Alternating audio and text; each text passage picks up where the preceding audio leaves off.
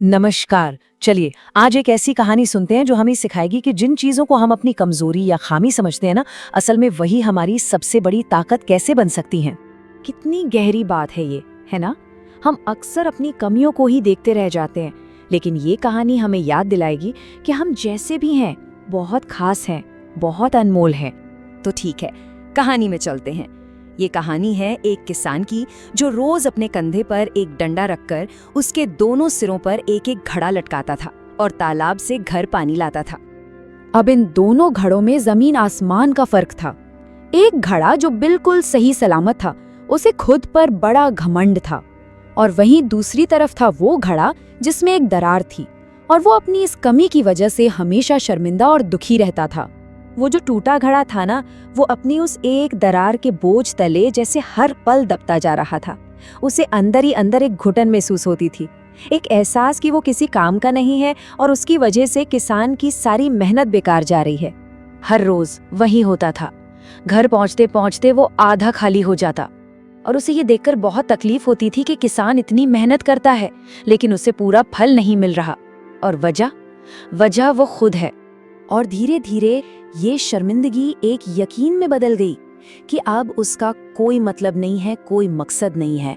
वो खुद को पूरी तरह से बेकार समझने लगा था। और इसी निराशा में एक दिन उसने किसान से कह ही दिया, मतलब उसने पूरी तरह हार मान ली और किसान से कहा कि मुझे हटा दो और एक नया घड़ा ले आओ। लेकिन किसान ने जो जवाब दिया वो बिल्कुल हैरान करने वाला था।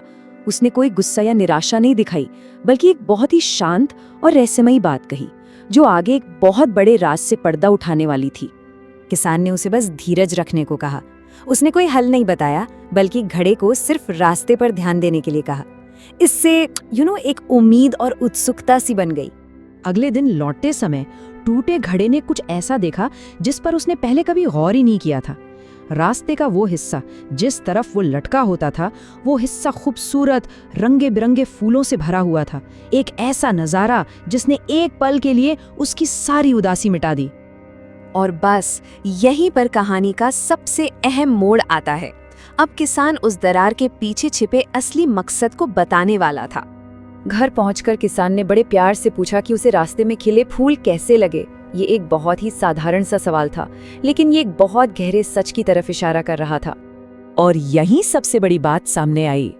किसान ने उस दरार को कभी कोई समस्या माना ही नहीं। वो तो शुरू से जानता था कि घड़ा टूटा हुआ है और उसने जानबूझकर उस कमी का इस्तेमाल कुछ खूबसूरत बनाने के लिए किया। हर रोज जो पानी टपकता था वो उन बीजों के लिए जिंदगी बन गया। और यही है इस पूरी कहानी का निचोड़। जिसे घड़ा अपनी सबसे बड़ी कमजोरी समझ रहा था, किसान ने उसी को उसकी सबसे बड़ी ताकत में बदल दिया था। देखिए, ये कहानी सिर्फ एक घड़े की नहीं है। इसका जो संदेश है वो हम सभी के लिए है, क्योंकि कहीं ना कहीं हम सब में उस टूटे घड़े का एक छोटा सा हिस्सा है। ये कहानी सीधे सीधे हमारे अपने जीवन से जुड़ती है। हम सब में कुछ न कुछ कमियां होती हैं, कुछ दरारें होती हैं, जिन्हें हम अक्सर दुनिया से छिपाने की कोशिश करते रहते हैं। तो इस कहानी से जो अहम बातें सीखने को मिलती हैं वो बहुत साफ हैं। हमें ये मानना होगा कि कोई भी परफेक्ट नहीं होता। असली ग्रोथ तो तब होती है जब हम अपनी कमियों को पहचानते हैं और उन्हें किसी अच्छी चीज में बदल देते हैं। और आखिर में सबसे जरूरी संदेश यही है, खुद को अपनी सभी कमियों और खूबियों के साथ अपनाना, यही जिंदगी में आगे बढ़ने का पहला और सबसे जरूरी कदम है। तो चलिए इस कहानी को एक सवाल के साथ खत्म करते हैं। जरा उन चीजों के बारे में सोचिए जिन्हें हम अपनी कमियां मानते हैं। क्या पता वही हमारी छुपी हुई ताकत हो, जो बस दुनिया के सामने आने का इंतजार कर रही है।